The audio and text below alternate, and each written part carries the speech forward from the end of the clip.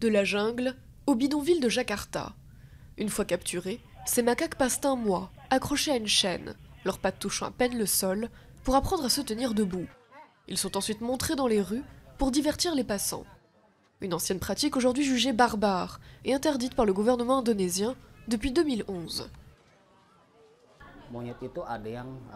Certains des singes que nous avons trouvés avaient la rage, la tuberculose ou souffraient de malnutrition à cause des mauvais traitements de leurs dompteurs. Les singes récupérés sont placés dans un refuge, mais difficile d'effacer les traces de leur passage dans la rue. Une fois que les singes sont emmenés dans un centre de réhabilitation, il est difficile de les réintroduire dans leur habitat naturel. C'est un défi pour nous parce qu'on leur a lavé le cerveau et qu'ils se sont habitués aux hommes. Pour les 400 montreurs de singes de la capitale, ces confiscations les privent de ce qu'ils considèrent comme leur seul moyen de subsistance.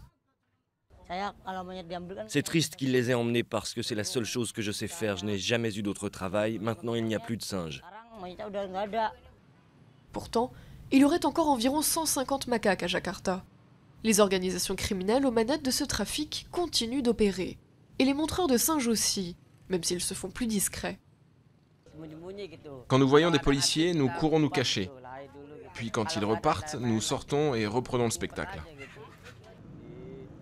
Depuis le début des raids, fin 2011, seules 24 personnes ont été interpellées. Elles risquent jusqu'à 9 mois de prison si leur singe est blessé ou mort. Mais la plupart repartent souvent après s'être acquittés d'un demi-euro symbolique, bien peu, face aux 130 € par mois que peut gagner un montreur de singes.